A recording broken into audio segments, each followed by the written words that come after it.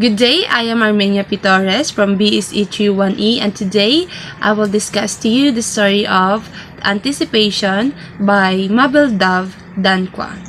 And first, let me introduce to you the author of The Anticipation. So, Mabel Dove Danquah, she was born on the Gold Coast in 1905, and she was a journalist, political activist, and the creative writer who was one of the first women of West Africa to operate in these disciplines.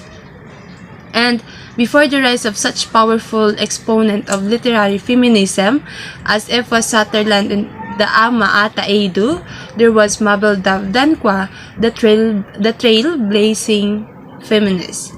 And she writes Frances Elsbeth Kofiga of Ghana's literary pioneers, and there he published a collection of short stories, Into the Happenings of the Night in 1931, and The Adventure of the Black Girl in Her Search for Mr. Shaw in 1934, The Anticipation in 1947, The Torn Veil in 1947, and The Payment in 1947, also The Invisible Scar in 1966, and The Evidence of Passion in 1969, until her blindness in 1972 curtailed her literary career. So, that's all the information about the authors of The Anticipation. So, the story, it took place in the state park of the village, decorated with plain leaves on the grounds, and the people are cheering, and state drums were the beating paeans of joy. So, the second part of the story is in the house of Nana Adako II. So, The Anticipation is a short story by Mabel Dove Danquah, Ghana. This story is about marriage customs in Africa at one time. So, a chief is a polygamist and pays a dowry and marries a woman he was already married for 2 years. And he had so many wives that he couldn't keep track of them. So the characters of the story is, number one is Nana Adako II from Akwesasne, so a great chief of Nkwabi, and has been labeled as a philanderer due to his 40 marriages. And another characters is Efwa, one of Nana Adako's 40 wives, and it was shown as a generous for giving her mother 100 pounds, and she was also honest for telling the Nana the truth that they are already married.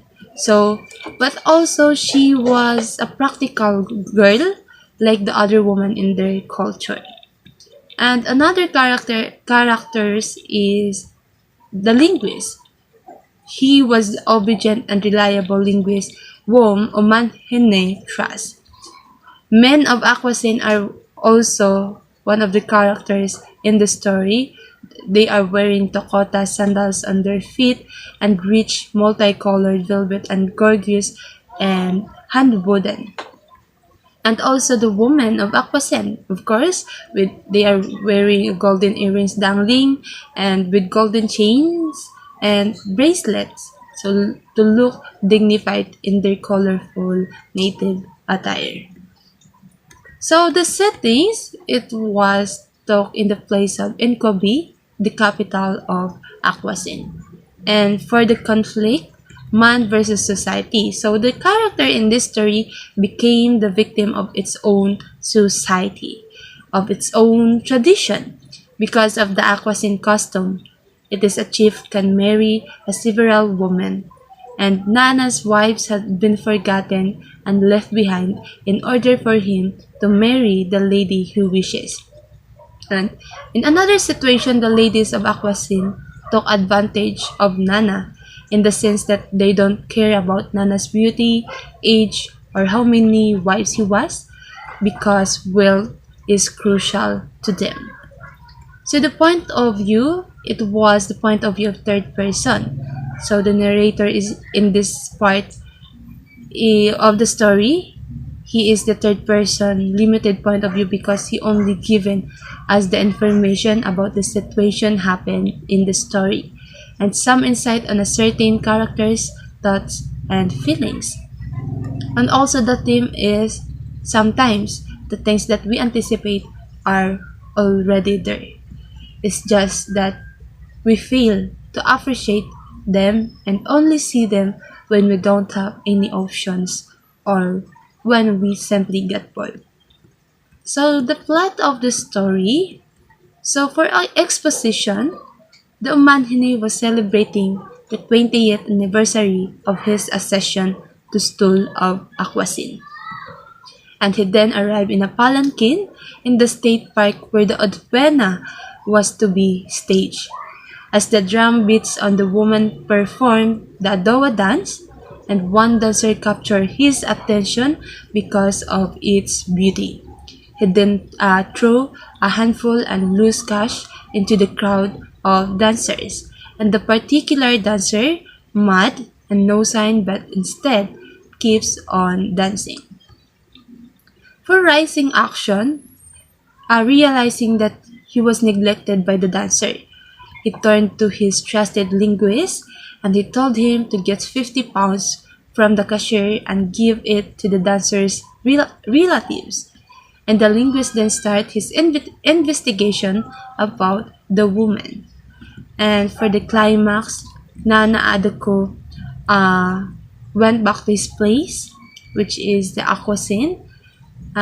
Then he fell asleep after he had taken a bath. And when he woke up, the young woman was kneeling by his feet. There he gave the remaining 50 gold sovereigns to Ifwa to complete the offer of 100 pounds. And after receiving the amount, the woman gave it to his parents and went back to the Oman Henne. And for the following action, there they talked quite casually inside the Oman Henne's room, and Oman Henne appreciated the beauty and charm of Efwa while he was playing the ivory beads lying so snugly on her bosom. And for the Denoma, Efwa stands and looked in the mirror, and she came back and sit, and then she then revealed that they were already married for 2 years ago, and then he also paid her for 50 pounds before. So, for the moral lesson of the story, learn to respect and appreciate others, because at the end of the day, there should be no excuses, explanation, or regrets. Expect nothing and appreciate everything, because in the narrative serve as a reminder to everyone that all we have may be taken away if we don't appreciate it, if we don't value these things. And in the end, regret will triumph. So it was not stated in the narrative that Nana regretted his decision in the end, but we can assume that he did because he assumed that Epa was not yet married and put up so much effort to get her without any realizing that he had already paid and married her for 2 years before. 2 years ago, rather. So that's all the summary of the story of anticipation. So thank you for listening and stay safe. God bless.